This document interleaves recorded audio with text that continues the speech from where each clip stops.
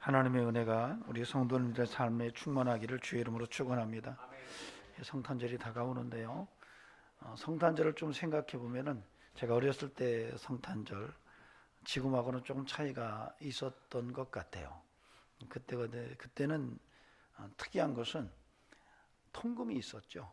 통금이 있어서 밤 12시가 되면은 사람들이 거리를 다닐 수가 없었어요. 근데 유일하게 통금이 없는 두 날이 있었습니다.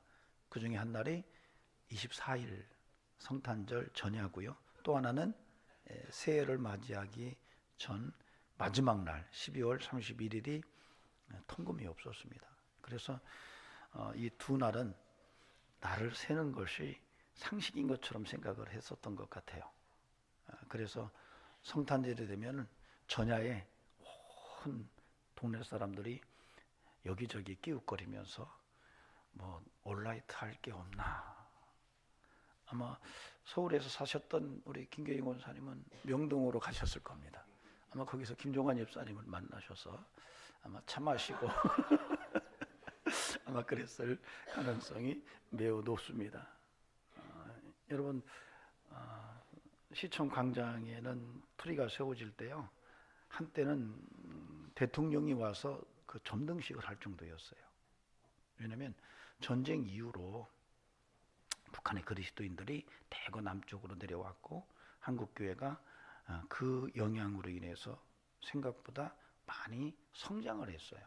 거기에다가 전후에 미군들의 영향이 컸기 때문에 한국의 성탄절은 생각보다도 굉장히 화려했습니다. 또 대통령이 이승만 대통령이 기독교인의 어떤 그런 입지를 많이 넓혀줬기 때문에 교회들은 굉장히 분주하게 성탄절을 준비하던 그런 때였습니다. 교회마다 칸타타를 다 했죠. 지금은 하는 교회가 별로 없습니다. 크지 않으면. 그때는 뭐 작든 크든 다 교회에서 성가대가 칸타타를 준비했어요. 올해 우리 교회도 할 것 같아요. 거기에다가 동네 꼬마들은 성탄절이 되면 교회를 기웃기웃거립니다. 안 나오다가. 그때는 이제 먹을 것이 흔치 않았기 때문에 교회에 오면 뭐 사탕이라도 몇 개 얻을까 해서. 그래서 전도를 하다 보면은 어렸을 때 성탄절에 교회에 왔다가 그 뒤로 교회 한 번도 안 나온 그런 사람들이 생각보다 많습니다. 어렸을 때 갔대요. 언제 갔냐? 성탄절에. 뭐 하러 갔냐? 저 사탕 얻어 먹으러 갔다. 이럽니다. 실제로 제 어렸을 때 보면은 성탄절을 굉장히 기다렸던 것 같아요. 왜냐하면 1년 동안 뭐 예배 철석하고 성구 암송하고 그 다음에 헌금하고 한 모든 것들이 기록에 다 남아가지고 그때 상을 주는데 대부분은 이제 학용품이죠. 그때는 뭐 학용품이, 지금은 주어도 안 가져가잖아요. 성하나 우리 얘기 들어보면은 가지고 가라 그래도 학용품 마음에 안 들면 안 가져가요. 먹을 건 가져가도. 그때는 이 학용품들이 귀하니까 뭐 교회에서 대부분이 이제 뭐 크레파스, 뭐 연필, 뭐 노트 이런 걸 이렇게 상품으로 부상으로 줬던 것 같아요. 성경도 귀해가지고 그때 최고 상은 성경이에요. 주일학교에서 1등한 제일 충성스럽게 신앙생활한 어린이에게 주는 최고의 상이 성경이었던 것 같아요. 성경 합본. 지금은 성경 가져가라면 안 가져가잖아요.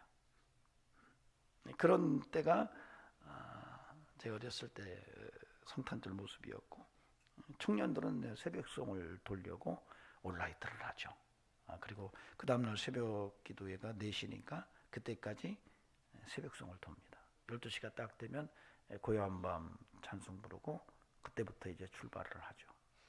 각 집집에 가서 새벽송을 돌면 그때 또 안 잡니다. 다 눈 뜨고 있다가 성가대가 오면 작은 선물을 주기도 하고, 어떤 장로님은 집으로 들어오도록 해서 식혜를 주기도 하고 떡을 주기도 하고 그랬던 것 같습니다. 그래서 그때 받은 선물을 또 주일날 어린이들에게 나눠주고,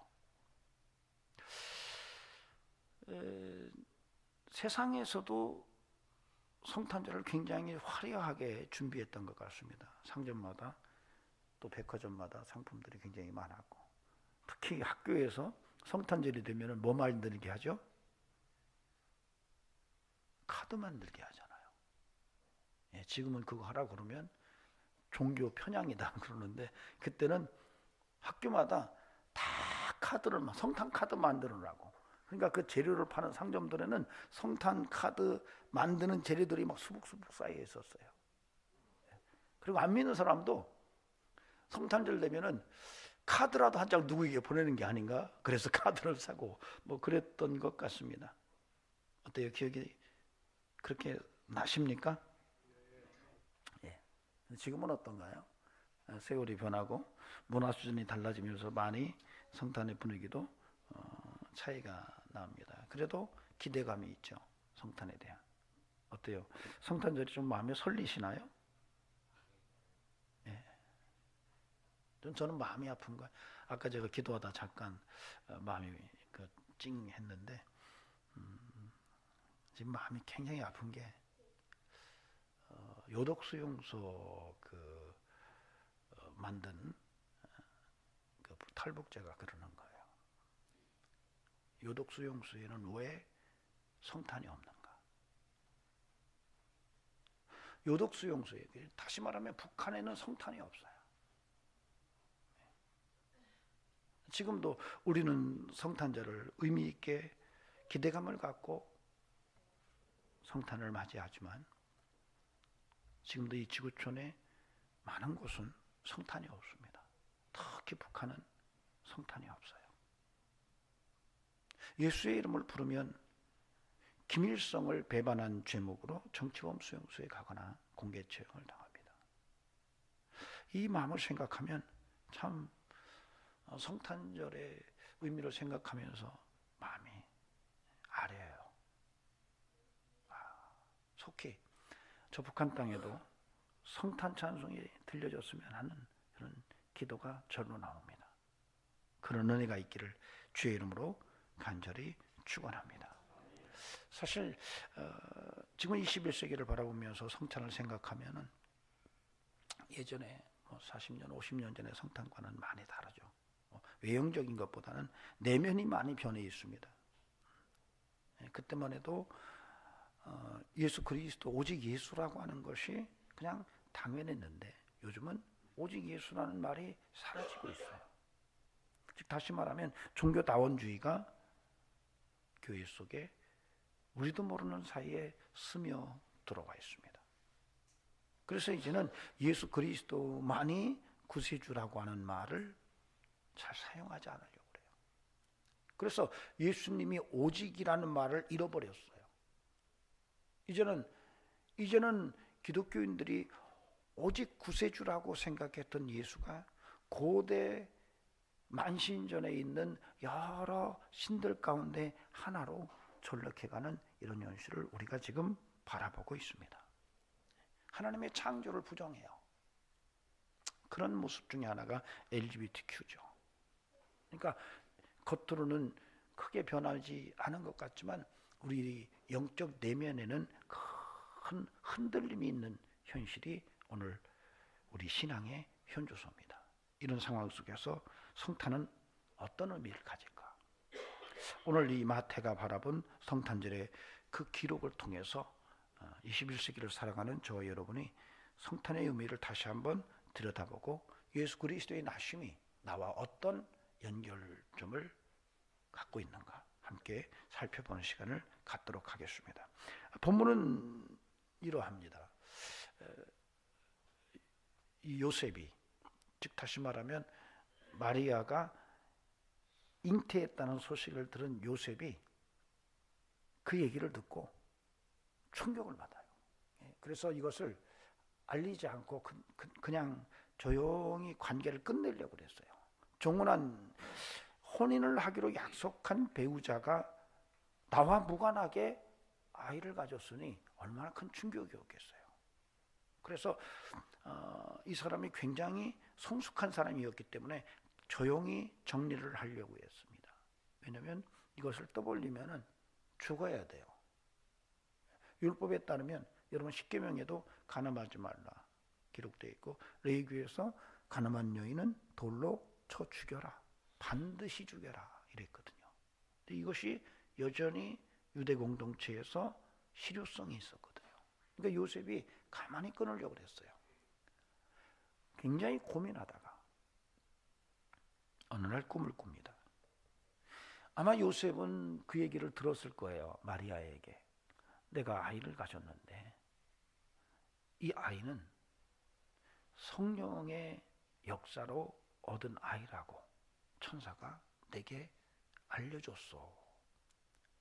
이 요셉은 그걸 믿을 수가 없는 거예요. 왜? 설득이 안 되는 거예요.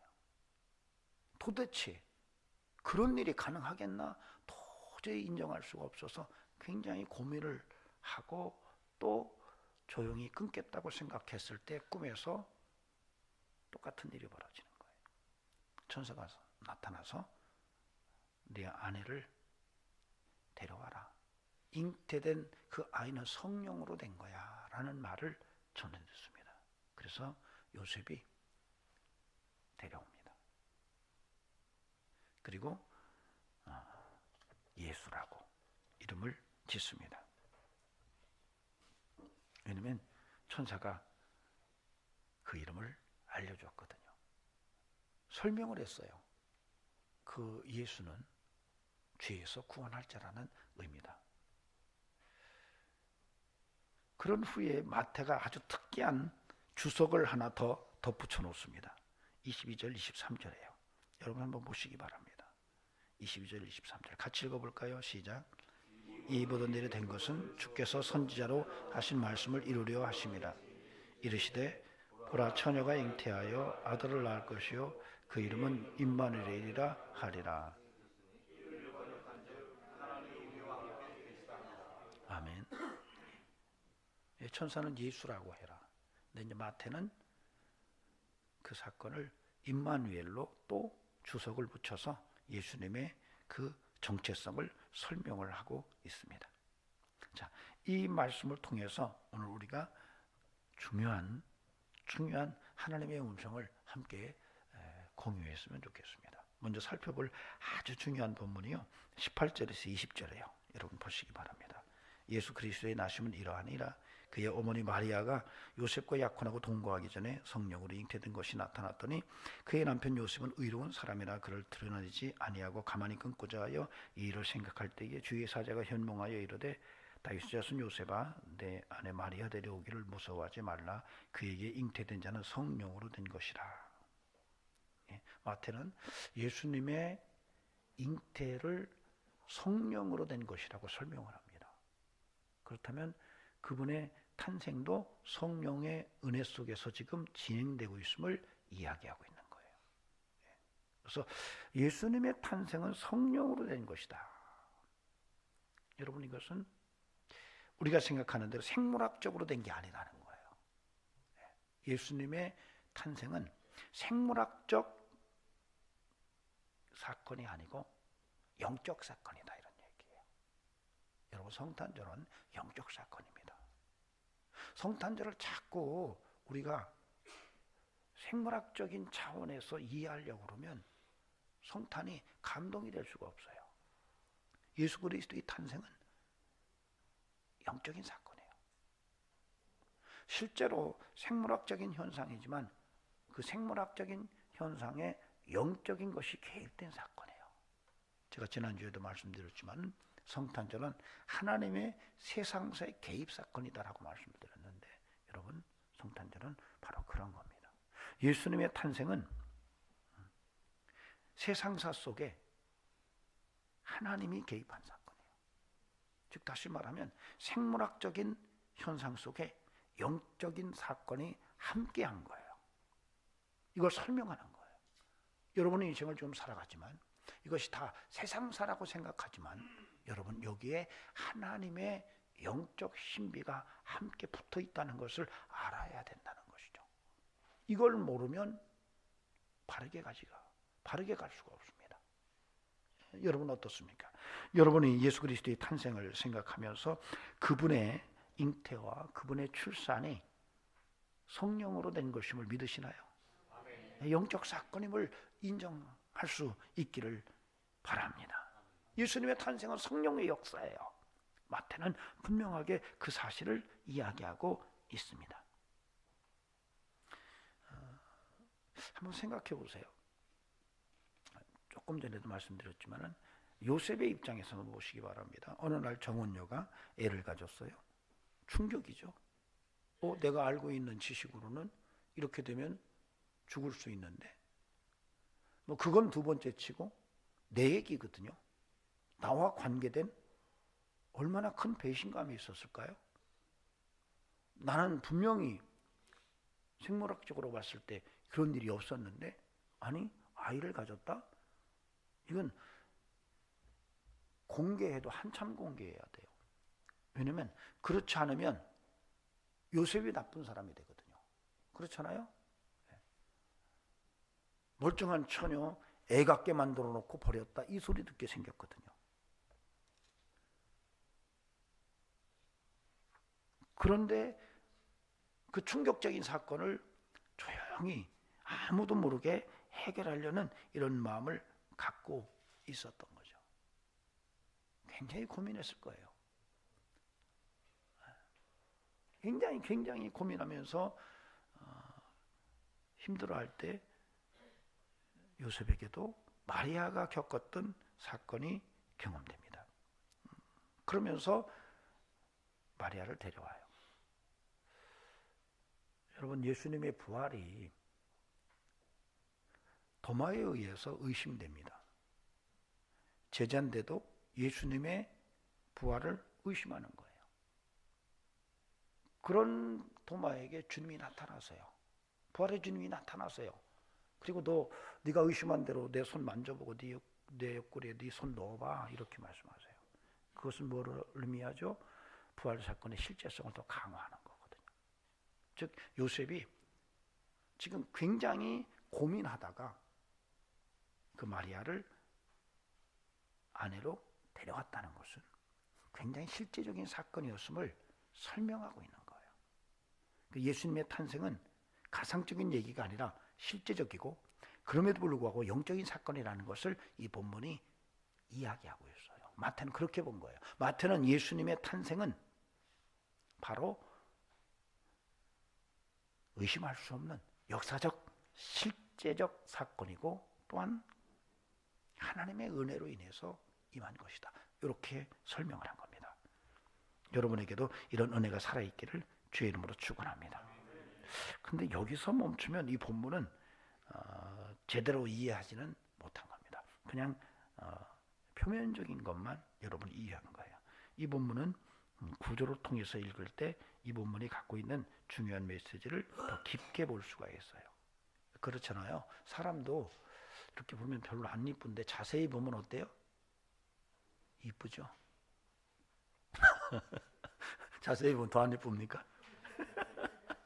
네. 여러분 뭐든지 그래요. 자세히 보면 아름다워요. 좋아요. 네. 대충 보면은 별거 아닌 것 같은데 이런 본문도 성경도 하나님의 말씀도 자세히 보면 깊은 진리가 있어요. 네. 제 아내가 그래요. 우리 교회 성탄절 트리는 자세히 봐야 보인대요. TV에 있어가지고 자세히 봐야 보인대요. 자세히 성탄 트리도 있구나 이런다는 거죠. 오늘 본문 18절에서 20절을 좀 자세히 보겠습니다. 사실 이 본문을 보면은 이 구조가 샌드위치 구조예요. 18절에서 19절에 18, 19절에 한 단락으로 보고요. 그 다음에 20절 A절을 한 단락으로 보고 그 다음에 20절 B, C를 한 단락으로 보면은 이게 샌드위치 구조예요. A, B, A 다시 형식이에요. 제가 설명하는 걸 좀 이해는 하시리라고 생각하고 제가 지금 진행을 하겠습니다. 그래서 이 중심에 그 샌드위치 안에 있는 패트에 해당하는 구절체가 20절 A절이에요. 제가 읽으면 이 일을 생각할 때에 주의 사자가 현몽하여, 이게 사실은 굉장히 중요한 축에 해당해요. 그리고 그 위에 있는 구절 18, 19절이 그 이 일을 생각할 때에 주의 사자가 현몽하여 위에 붙어 있는 빵이라고 보시면 돼요. 그 다음에 그 20절 A절 이 일을 생각할 때 주의 사자가 현몽하여 밑에 있는 20절 B시절 이르되 다윗 자손 요셉아 내 아내 마리아 데려오기를 무서워하지 말라 그에게 잉태된 자는 성령으로 된 것이라. 이게 아래에 있는 빵이라고 보시면 돼요. 이제 이해가 되십니까? 자, 그러면 20절 A절 이 일을 생각할 때 주의 사자가 현몽하여라고 하는 이 중심적인 팩트 바로 위에와 밑에서 서로 긴장관계를 가지고 기록된 문학체가 있어요. 문학적 장치라고 말할 수가 있는데 여러분이 한번 찾아보시기 바랍니다. 뭐죠? 똑같은 표현이에요. 성령으로. 성령으로. 찾으셨어요? 요셉이 약혼하고 동거하기 전에 성령으로 잉태된 것이 나오잖아요. 18절에서 그 다음에 20절 C절 끝자락에 가면 그에게 잉태된 자는 성령으로 된 것이니 이렇게 얘기가 나와요. 자, 이렇게 되면 이 구조는 뭘 이야기하려고 하는지를 더 강화하는 거예요. 다시 말하면 성령으로 그러니까 성령으로 해놓고 그 사이에 이 일을 생각할 때 주의 사자가 현몽하여가 껴있는 거예요. 이 일을 생각할 때 주의 사자가 현몽하여라고 하는 것을 성령으로라고 하는 이 두 구절체가 긴장감을 주면서 그 의미를 확 강화하는 이런 양식으로 우리가 볼 수가 있어요. 이렇게 봤을 때 어떤 메시지가 이 본문 속에서 드러나냐면 여러분 굉장히 중요한 의미를 우리에게 드러내주고 있습니다. 그것은 뭐냐면 너희가 인생을 살아갈 때 성령으로 살아가지 않으면 안 된다라고 하는 얘기가 먼저 나와요.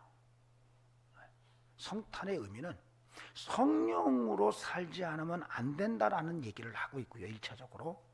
그 다음에는 아까 말한 대로 2장 20절 A절에서 나오는 이 일을 생각할 때 주의 사자가 현몽하여라고 하는 이 용어가 어떤 의미인지를 알게 되면 아하, 바로 이 본문은 이런 의미로 우리에게 주어졌구나라고 하는 것을 알 수가 있어요. 그런데 이 20절 A절 이 일을 생각할 때에 주의 사자가 현몽하여라고 하는 이 표현은 이 전문적으로는 묵시적 종말 언어라고 말합니다. 여러분 이 묵시라는 말을 조금 이해를 하셔야 돼요. 제가 설명을 드릴게요. 딴 데 보지 마세요. 여기를 보세요. 묵시라는 말은 원래 예언자들도 종말을 말합니다. 하나님께로 돌아오지 않으면 너희들 망한다. 하나님께로 돌아와야 희망이 있어. 하나님께로 돌아오지 않으면 너희들 죽을 수 있어. 이렇게 예언을 합니다. 이게 종말이에요. 제가 전에도 말씀드렸지만은 지혜자들도 그런다 그랬죠. 지혜자들도 너희가 지혜 없으면 망해. 지혜 없으면 죽는 거야. 이렇게 말을 해요. 근데 이런 종말론이 묵시적 종말로 표현될 때는 묵시적 종말로 가는 상황은 극단적 종말을 내포해요. 즉 다시 말하면 예언자들의 종말 이야기나 지혜자들의 종말 이야기는 그래도 인간에게서 어떤 희망을 찾고 희망을 좀 읽어내려고 막 몸부림치는 상황에서 말하는 종말이에요. 근데 묵시적 종말은 뭘 의미하냐면 이제는 인간에게서 희망이 딱 끊긴 걸 말하는 거예요. 아무리 세상을 바라봐도 여기를 보고 저기를 보고 어디를 봐도 이제는 인간에게서 희망을 찾기가 전혀 불가능한 상태. 그러면 어디를 봐요? 희망을 어디서 찾아요? 하나님에게서. 이게 묵시라는 말이에요. 아포칼립스 에스카톨로지 묵시적 종말론인데, 그러니까 묵시라는 말이 나온다는 것은 인간에게서는 이제 끝, 인간에게서 희망 끝. 이제는 오직 하나님만이 우리 가운데 개입하셔야만 희망이다라고 보는 상황을 묵시적 종말 상황이라고 말해요. 이것을 우리는 신약에서 재림과 연결해요. 자, 그 묵시적 상황 속에서 나오는 언어들이 있어요.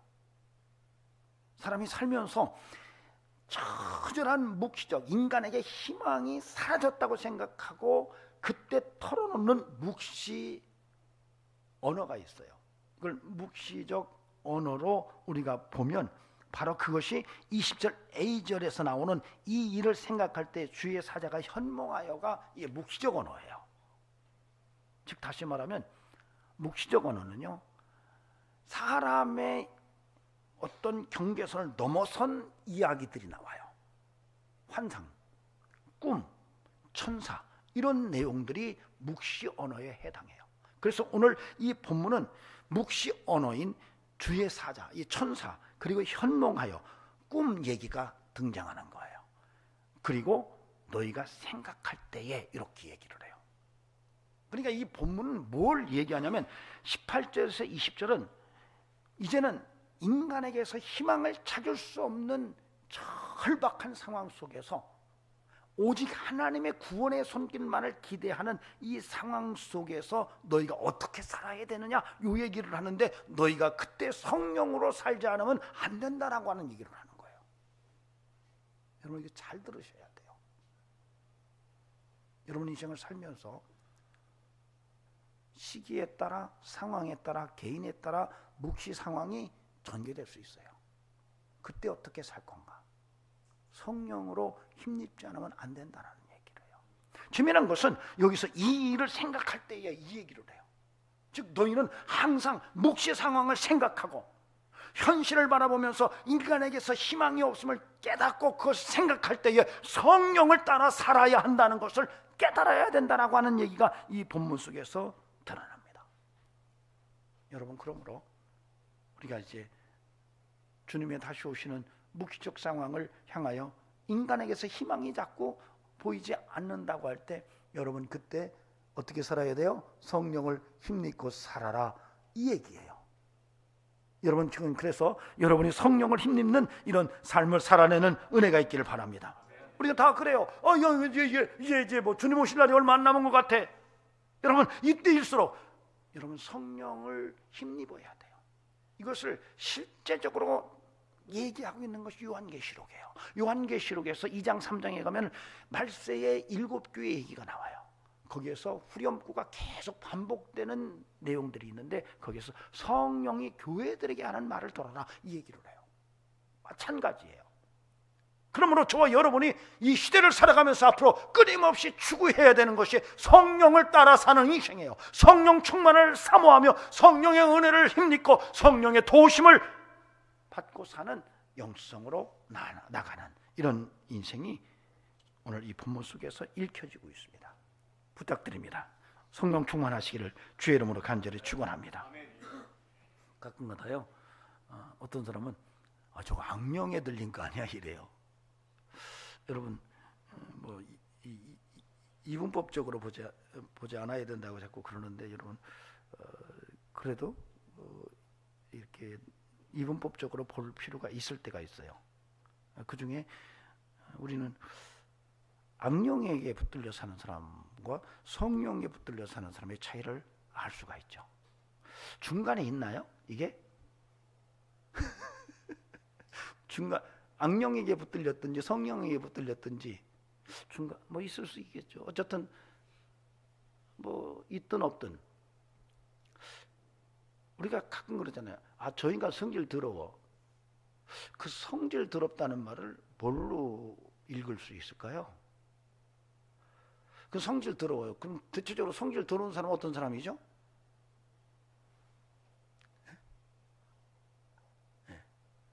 술 마시기 시작하면 막 끝장 보고 막 먹고 거리에 퍼질러 찬다. 자, 성질 좋다, 성질 나쁘다, 성질 개차반이다. 나 모르겠다. 몇 분이? 네. 입만 벌리면 구라요. 그걸 입벌구라고 말하잖아요. 자, 이분 성령 충만한 사람일까요? 악령 충만한 사람일까요? 네. 여러분, 사람은 누구든지 어떤 성품적 기질을 드러내요. 근데 그 성품적 기질의 성정이 영적인 것과 연결되어 있다면, 어떤 사람은 성령과 연결되어 있고 어떤 사람은 악령과 연결되어 있다고 그렇게 쉽게 설명할 수가 있을 거예요. 자, 물어봅시다. 목사님, 저는 성령과 연결되어 있는 사람 같아요. 손 안 드시. 악령과 연결되어 있는 사람. 옆 사람 한번 보시기 바랍니다. 악령과 연결되는 사람 같은가? 여러분, 성령으로 삽시다. 성령의 성품화가 이루어지고 정말 성령의 성질이 성령에 의해서 움직여지는, 정말로 거짓말 잘하고 부정부패 좋아하고 악행 좋아하고 폭력 좋아하고 세상에서 하지 말라는 것만 골라서 하는 이런 사람은 우리가 성령의 사람이라고 말하지 않을 것입니다. 적어도 성령의 사람이라고 한다면 예수님 닮고 하나님의 말씀대로 살아가는 이런 열망을 가진 성도일 것입니다. 오늘 이 본문은 예수님의 탄생을 통해서 마태가 말세에는, 마지막 종말적 상황에서는 너희가 성령을 힘입어야 돼라는 메시지를 전하고 있습니다. 그런 은혜가 저와 여러분의 삶 속에 함께하기를 주의 이름으로 축원합니다. 두 번째로는 오늘 본문에서 이제 예수라고 하는 이름이 나옵니다. 21절, 24절, 25절을 여러분이 보시면 21절에 아들을 낳으리니 이름을 예수라 하라. 이는 그가 자기 백성을 그들의 죄에서 구원할 자심이라 하니라. 24, 25절에 요셉이 잠에서 깨어 일어나 주의 사자의 분부대로 행하여 그의 아내를 데려왔으나 아들을 낳기까지는 동침하지 아니하였더니 낳음의 이름을 예수라 하라. 예수라 하니라 이렇게 나와요. 예수라는 말 의미는 설명되어 있죠. 뭐라고 그랬죠? 예수, 주에서 구원할 자예요. 주에서 구원할 자예요. 여러분, 예수님은 인류를 죄에서 구원하시려고 오셨다는 거예요. 마태는 그렇게 봤어요. 굉장히 중요한 시각입니다. 죄 문제가 인생의 결정적인 사안이거든요. 근데 이걸 해결할 수 있는 분이 왔다는데 그분이 바로 예수라는 거예요. 예수 말하면서 죄에서 구원할 자라는 얘기를 정확하게 설명을 합니다. 감사한 것은 우리가 예수를 믿었다는 거예요. 성경은 말합니다. 모든 사람이 죄를 범했다 이거예요. 모든 사람이 죄를 범했다 이거예요. 그래서 하나님의 영광이 이르지 못하더니 이렇게 말해요. 그런데 죄의 삭은 사망이라고 말해요. 아니, 모든 이가 죄를 범했는데 죄의 삭이 사망이라니? 근데 이 사망을 면할 길을 얘기하는 거예요. 이 죄 문제를 해결할 수 있는 분이 왔다는 거예요. 바로 그가 예수라는 거죠. 그래서 누구든지 예수를 믿으면 죄로부터 자유가 가능합니다. 그리고 감사한 것은 내가 예수 믿었다는 거죠. 따라합시다. 내가 예수 믿은 것 참으로 감사하다. 정말로 내가 예수 믿고 죄로부터 자유하게 되는 것은 정말로 어디에 그 무엇과도 바꿀 수가 없는 놀라운 하나님의 사랑과 은혜입니다. 성탄절은요, 그걸 깨달아야 되죠. 성탄절은 죄의 심각성을 좀 깨닫고, 죄의 심각성을 깊게 깨닫고 나니까 예수 그리스도께서 오신 것이 너무 큰 은혜가 되는 거예요. 예수님의 성탄이 너무나도 내게 큰 은혜가 되는 까닭은 그 죄의 심각성을 절박하게 깨닫고, 이 죄의 사슬에서 내가 벗어나는 것이 바로 예수님의 탄생이었구나라고 하는 것을 깨달을 때야 성탄절의 의미가 깊어지는 거예요. 오늘날 심각한 것이 교회가 죄에 대해서 무감각하다는 거예요.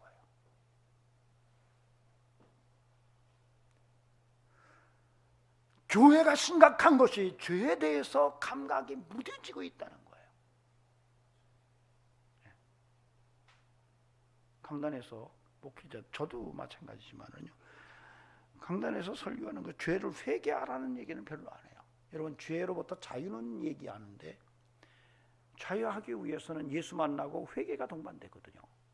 죄로부터 회개는 말하지 않고 자유만 얘기하고, 아니 그나마 그거라도 얘기하면 되는데 그 얘기를 하면은 보혈을 얘기해야 되는데 그 보혈을 강단에서 설교하면은 학자들이 그렇게 말합니다. 정육점 신학을 자꾸 말하지 마라. 피 얘기하지 말라는 거예요. 피는 정육점에 있는 것이지 도살장에 있는 것이지 어떻게 거룩한 강단에서 피 얘기하느냐, 이렇게 조롱하는 일도 있습니다. 여러분, 지금 교회 위기가 아주 심각하다고 한다면, 여러분, 교회가 크고 작고, 교회가 건물이 있느냐 없느냐, 성도 수가 얼마나 많으냐 적으냐, 이것이 문제가 아니라 죄에 대한 감각을 잃어버리는 이 아주 절박한 위기 상황이라는 것을 오늘 저와 여러분이 알아야 된다는 것입니다. 성도가 죄에 대한 절박함을 몰라요. 죄의 심각성을 모릅니다. 여러분, 우리가 인생을 살아가면서 그냥 죄 짓는 것 보고 대충 넘어가려고 하는 이런 모습이 우리의 모습이라면 죄의 심각성에 대해서 감각을 잃어버린 거예요. 세상이 거짓말로 가득해도 그러니 하고 나하고 관계없으니까 그냥 넘어간다면 위기예요. 부정과 부패와 비리가 가득한 곳에서 그러려니 인생 살다 보면 다 그런 거지라고 생각한다면 위기예요. 이게 이제 이스라엘 백성들이 죄를 회개하고 하나님께로 돌아오라는 말을 거부하다 망합니다. 국가가 망하는 것은 유명한 정치인이 없어서 망하는 게 아니에요. 정말로 유능한 경제인이 없어서 망하는 게 아니에요. 탁월한 학자가 없어서 망하는 게 아니에요. 그 국가 시스템이 죄악 속으로 들어가면 망하는 거예요. 이게 바로 성경 속에서 모범적으로 보여져. 이스라엘 백성들이 죄 속에서 허우적거리다가 망합니다. 하나님께서 그걸 안타깝게 계시고 돌아오라 돌아오라 쉬우고 돌아오라고 외치는데 그들이 돌아오지 않아요. 선지자들이 그것을 애타게 생각하면서 못을 벗어던지고 거리를 맨몸으로 허우적거리면서 너희들이 이렇게 계속 간다면 너희들이 이렇게 벗은 몸으로 포로가 돼서 끌려갈 거라고 이렇게 얘기를 해도 끄떡하지 않았어요. 그러다 망했어요. 교회는 죄에 대한 민감성을 회복해야 됩니다. 그리고 보혈의 능력을 힘입어야 됩니다. 성탄절에 그 은혜가 우리 속에 함께 하기를 바랍니다. 저는 성탄절에 간절히 소망하는 것은 북한에도 성탄절이 있었으면 좋겠다 생각이 들어요. 여러분 기도 많이 해주시기 바랍니다. 저 북한 땅에 죄덩어리 있잖아요. 주의 이름을 부르는 자들은 그냥 정치범 수용소로 들려가거나 아니면 현장에서 공개 처형을 당한다고 한다면, 김일성이 예수의 자리에 앉아있는 이 모습을 우리가 보면서 우리만 기쁘다 구주 존대를 외칠 게 아니라 눈물로 북한의 그리스도인들을 위해서 하나님 앞에 기도하며 성탄을 의미 있게 보내는 은총이 함께 하기를 간곡히 부탁을 드립니다. 우리의 인생은 예수가 보스가 될 수 있기를 바랍니다. 미국의 어떤 대통령이 나의 보스는 예수다 뭐 이런 얘기를 했다고 그러는데, 저도 우리 모두가 그럴 수 있기를 주의 이름으로 축원합니다. 그러려면 여러분 예수 그리스도의 의미를 알아야 돼요. 그분이 죄로부터 우리를 자유케 하시고 우리를 회개케 하시고, 그래서 죄로부터 정말로 이제 동이 서 있어 먼 것처럼 떠나게 하셨다는 사실을 믿고 그 영성을 유지하는, 죄에 대한 민감성을 지켜내는 이런 은혜로 살아갈 때 정말로 예수가 나의 보수요 라고 말할 수 있게 될 줄로 믿습니다. 그런 삶이 저와 여러분의 인생이기를 주의 이름으로 축원합니다. 자, 마지막으로는 22절 23절입니다. 이 모든 일이 된 것은 주께서 선지자로 하신 말씀을 이루려 하시미니 이르시되 보라 처녀가 잉태하여 아들을 낳을 것이요 그 이름은 임마누엘이라 하리라 하셨으니, 이를 번역한즉 하나님이 우리와 함께 계시다. 마태는 예수님의 탄생을 설명하면서 그분이 예수다, 이렇게 죄에서 구원할 자다 이렇게 말하고, 또 뿐만 아니라 또 거기에다 더 걷다 붙인 것이 바로 임마누엘이에요. 여러분, 임마누엘이라는 사건은 제가 설명은 더 드리지 않겠습니다. 여러 번 여러분에게 이해를 드렸기 때문에 분명한 것은 이 의미가 바로 하나님이 함께 하신다라고 하는 의미인데, 정말 내가 하나님이 함께 하신다는 이 임마누엘을 믿고 사는가? 실제적으로 임마누엘 믿으십니까? 임마누엘을 믿고 사십니까? 여러분 견고하시기 바랍니다. 정말 임마누엘을 믿으시기 바랍니다. 자, 임마누엘을 믿으면 어때? 얼굴이 어떨까요? 임마누엘을 믿는 표정을 한번 적읍시다. 아니, 제가 어렸을 때는 우리가 그렇잖아요. 지금 우리 젊은이들은 잘 모를 거예요. 지금부터 한 40-50년 전에는 화장실이 다 밖에 있었어요. 제일 힘든 게 뭐였냐면 화장실 가는 거예요. 밤중에. 그것도 낮에는 뭐 그는 괜찮은데 밤중에 화장실 가기가 참 어렸을 때 고역이었어요. 가만히 있어. 누구한테 물어봐야 되나? 우리 장로님, 김 장로님 어렸을 때 시골에서 화장실을 그냥 우리가 그냥 수세식이 안 해요. 그 통이 깊어가지고 거기서 손이 쑥 나올 것 같아요. 빨간 손, 파란 손 하면서 화장지 휴지 줄게 이러고. 그래서 화장실 갈 때마다 형을 깨우는 거예요. 형, 나 지금 화장실 가야 돼. 그러면 형이 이제 같이 가주는 거죠. 아니면 엄마. 그러면 이제 엄마가 이제 화장실 밖에 있는 거예요. 안에서 일을 보는 거예요. 근데 그래도 불안해. 그럼 어떻게 하죠? 불안하면 안에서 엄마 불러. 엄마 있는지 확인하는 거야. 엄마 그러면 나 여기 있어. 그럼 앉아. 형, 그러면 그렇게 편할 수가 없는 거죠. 임마누엘이에요. 형마누엘, 엄마누엘. 네. 여러분, 정말 임마누엘이 하나님이 나와 함께 하신다는 것을 믿는다면 두려워할 필요가 없죠. 염려하고 걱정할 필요가 없습니다. 여러분, 임마누엘로 사시기 바랍니다. 아멘. 네, 정말 실제로 그렇게 사시기 바랍니다. 사실 구약 시대는 예수님이 오시기 전에는 임마누엘이 특별한 사람들에게만 적용이 됐어요. 하나님의 선택적 상황이었어요. 그죠? 요셉 끌려갔어요. 형들에게 팔려서 인신매매 돼가지고 애굽에 가서 노예 생활해요. 그는 임마누엘을 믿었어요. 그래서 그의 인생에 항상 하나님이 도와주셔서 어디 가든지 인정받고 나중에는 총리까지 돼요. 임마누엘이에요. 근데 이것이 주님이 오시기 전까지는 특별상이었어요. 하나님의 특별한 사람에게만 임마누엘을 주셨던 거죠.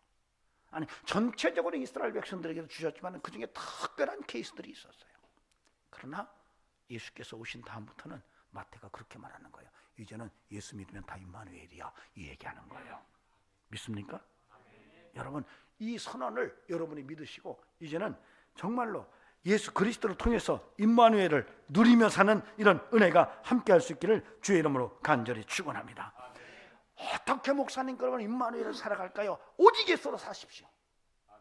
오직 예수 안에 임마누엘이 있기 때문에 여러분이 예수를 붙들고 살아가면 여러분 거기서 임마누엘을 경험할 줄로 믿습니다. 하나님이 함께 하시는 놀라운 역사가 나타날 줄로 믿습니다. 그러니까 부부가 싸움할 때도 남편한테 야 임마누엘 이러셔야 돼요. 야 임마 이러면 안 되고 야 임마누엘 할렐루야 그러고 끝내야 돼요. 여러분, 임마누엘의 삶을 살라고 마태가 오늘 우리에게 예수님의 탄생을 설명하고 임마누엘의 이야기를 주석을 달아서 더 이야기하고 있습니다. 전 저와 여러분에게 이 임마누엘이 함께 할 수 있기를 주의 이름으로 간절히 축원합니다. 성탄절에 여러분 임마누엘을 경험하면서 하나님께 영광 돌리고 예수 그리스도의 흔적을 가진 성도로 하나님께 더욱더 귀하게 쓰여지는 축복의 통로가 되시기를 주의 이름으로 축원합니다. 기도하시겠습니다. 하나님 감사합니다. 우리의 인생 속에 예수로 사는 역사가 있게 하시고 임마누엘을 경험하게 하시고 마지막 때에 우리가 성령을 힘입고 사는 인생이 될 수 있도록 주여 도와주시옵소서. 마태는 우리에게 성부, 성자, 성령의 역사 속에서 성도의 삶이 어떠해야 하는지를 말하고 있습니다. 아버지 하나님, 이때를 살아갈 때에 저희들이 이와 같이 우리가 성삼위 하나님의 은혜를 힘입고 승리의 삶을 살아갈 수 있도록 축복해 주시옵소서. 이제는 우리 구주 예수 그리스도의 은혜와 하나님 아버지의 살아계심과 성령님의 역사하심이 오늘도 주의 은혜 속에서 성탄의 의미를 깊게 묵상하고 그 뜻을 붙들고 살기를 원하는 심령들에게 영원토록 함께 하시기를 간절히 축원하옵나이다. 아멘.